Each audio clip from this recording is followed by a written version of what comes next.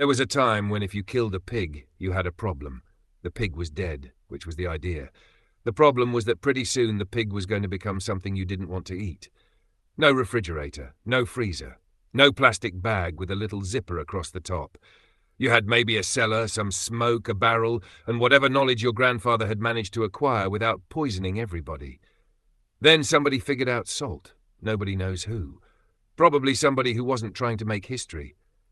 Maybe a piece of meat got left near salt. Somebody came back later, smelled it, took a chance and didn't die. A lot of human progress probably happened that way. Salt turned out to have an unusual talent. It made food miserable for bacteria. Bacteria like water. Salt ties up the available moisture and pulls water out of cells. Put enough salt on meat or fish, and most of the organisms trying to turn your supper into a biology experiment suddenly find the neighborhood undesirable. The technical expression is lowering water activity. Nobody in ancient Egypt called it that. They probably said something closer to, that fish is still good, which at the time was sufficient peer review. Shta, the original food technology. People were salting food thousands of years before anybody knew what a microorganism was. The Egyptians did it, the Chinese did it, people around the Mediterranean did it. Coastal communities practically everywhere figured out that fish plus salt equaled fish you could still recognize several weeks later. The methods varied. You could rub salt directly into meat, pack food in salt, drop it into brine, salt it and smoke it, salt it and dry it, salt vegetables and let fermentation do some of the work. There wasn't a Department of Food Science telling anybody what to do. It was just experience. Eat this and you're fine. Eat that and you spend the night reconsidering your choices. Civilization tends to remember the successful experiments.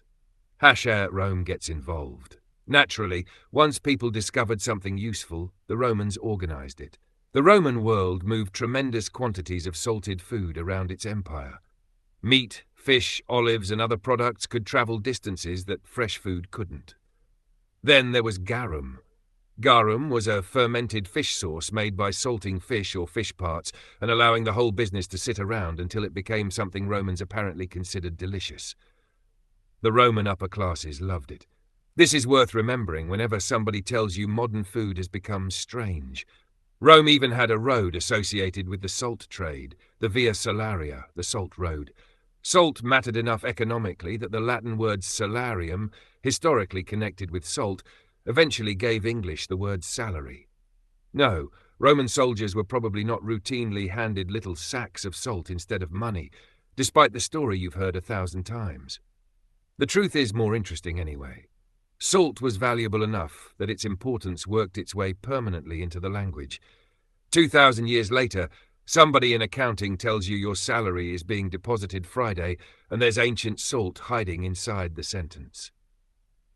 Then somebody wanted to cross an ocean. This created another problem. Ships. You could load a ship with men and water and rope and optimism, but unless everybody intended to fish the entire way across the Atlantic, you needed food. Fresh meat wasn't going to cooperate. Salted meat would. So barrels of salt beef and salt pork became standard provisions aboard ships. Fish could be salted and dried. Other foods were preserved by similarly aggressive methods. The meals weren't necessarily enjoyable. That wasn't really the standard. The standard was whether the meal was still food. A sailor might spend weeks eating salted beef, tough enough to suggest the cow had died angry, along with hard biscuits capable of damaging dental work that hadn't been invented yet. But he stayed alive.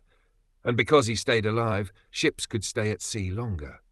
That seemingly simple change helped make long-distance commerce, exploration, and naval warfare practical. The Age of Sail had plenty of glamorous components. Tall ships, explorers, admirals, flags snapping in the wind. Underneath all of it was a barrel of heavily salted pork. Cod becomes an international businessman. Fish presented an even bigger preservation problem because fish begins deteriorating quickly. A fisherman could have the greatest day of his life and still be facing bankruptcy if he couldn't sell or preserve the catch before it spoiled. Salt fixed that. Cod was particularly well suited to salting and drying. Once processed, it became comparatively light, durable, and transportable. Suddenly a fish caught in cold northern waters could wind up on a dinner table thousands of miles away. This was a major economic development disguised as lunch. Salt cod became part of enormous Atlantic trading networks connecting Europe, North America, the Caribbean, and other regions. The same thing happened with herring. Entire commercial systems developed around the fact that somebody had figured out how to stop a dead fish from becoming useless quite so quickly. That's what preservation really did. It didn't merely extend the life of food, it extended the geography of food. Without preservation, you sold the fish near where you caught it. With salt, you had an export business. The pig gets another chance. Now return to the pig. A family slaughtering a pig had an enormous amount of food and a limited amount of time. Salt changed the arithmetic. Pork could become ham, or bacon, or salt pork. Meat could be cured, smoked, dried, or combined with spices and made into sausages. A surprising number of foods we now think of as delicacies began as answers to a much less glamorous question: how do we keep this thing from rotting? Prosciutto wasn't invented because somebody wanted a sophisticated appetizer with melon. Country ham wasn't developed to anchor a brunch menu. People were trying to survive winter. Flavor came along for the ride. That's one of history's nicer accidents. Human beings developed preservation methods because they had to, then discovered several centuries later that the emergency food tasted terrific on a sandwich. Armies discover lunch. Generals have always enjoyed talking about strategy, flanking maneuvers, terrain, cavalry, artillery, the enemy's weak left side. Eventually somebody has to ask what everybody is having for dinner.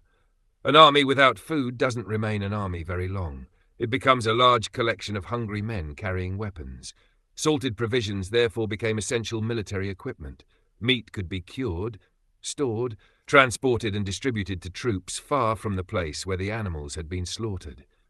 Navies had the same issue, only worse. Once a ship left port, there wasn't a convenient farm halfway across the ocean where the captain could stop and pick up fresh beef. Salt helped solve the logistical problem. It didn't make the food elegant. It made the campaign possible. History books tend to put the general's portrait on the page. The barrel of salt pork rarely gets one. The barrel might have had the more important job. Which is when government notices anything. Everybody needs eventually attracts the attention of government. Salt was no exception. Because almost everybody consumed it, and because large quantities moved through identifiable production and trading centres, salt was wonderfully taxable. Kings discovered this, governments discovered this, empires discovered this. Then they proceeded to behave exactly as governments usually behave after discovering a dependable source of revenue. They taxed it. France became notorious for the gabelle, its hated salt tax. The system became so elaborate and unequal that the amount you paid depended partly upon where you lived. In some areas, people were even required to buy specified quantities. Imagine the government informing you not only that salt was taxed, but that you hadn't purchased enough taxed salt. This did not improve the monarchy's popularity. The French Revolution eventually came along, during which the public expressed a number of opinions about the existing political system, few of them favourable. Salt taxation also became one of the great symbols of British colonial rule in India. Britain controlled salt production and imposed taxes upon it. Mahatma Gandhi understood that salt was the perfect political symbol because everybody understood it. Rich people needed salt. Poor people needed salt. Hindus needed salt. Muslims needed salt. You didn't need a lecture on constitutional theory to understand why being told you couldn't freely make something as basic as salt might annoy you. So in 1930, Gandhi walked roughly 240 miles to the Arabian Sea in what became the famous Salt March, eventually lifting salty mud and producing salt in defiance of British law. One of the most famous acts of civil disobedience in modern history centered on the same substance people now receive in little paper packets next to the ketchup. History has a sense of humour. The refrigerator ruins salt's monopoly. Then refrigeration arrived. Mechanical refrigeration changed food preservation more profoundly than almost anything since humans discovered drying, smoking and salting. Now meat didn't have to taste heavily salted simply because you wanted it to remain edible. Fish could be transported fresh, milk could be stored longer, Produce could travel great distances under controlled temperatures. Eventually, household refrigerators became common, then freezers, then refrigerated trucks, then industrial cold storage warehouses. Salt lost one of its oldest jobs, but something funny happened. We kept eating the food. Bacon didn't disappear when refrigerators arrived. Neither did ham, or salami, or prosciutto, or corned beef, or pickles, or salted fish. Techniques originally developed out of necessity had created flavors people had learned to love. Salt had gone from survival technology to cuisine, the cheap substance that used to run the world. That's the strange thing about salt. Modern abundance has made it almost invisible. You can buy a container of it for a couple of dollars and leave it in a kitchen cabinet for 3 years without giving it another thought. For most of human history, nobody would have considered it trivial. Salt allowed food surpluses to survive. It let fishermen sell their catch farther from home. It helped families preserve meat through winter. It provisioned armies. It provisioned navies. It supported international commerce. Governments taxed it. Smugglers trafficked in it. Political movements formed around it. Empires worried about controlling it. And countless ordinary people depended upon it without knowing anything about bacteria, osmosis, or water activity. They knew the important part. Put salt on the meat, and the meat lasts. Sometimes civilization doesn't begin with somebody having a grand idea. Sometimes it begins with somebody looking at a dead pig and thinking, we'd better figure out what to do with this thing.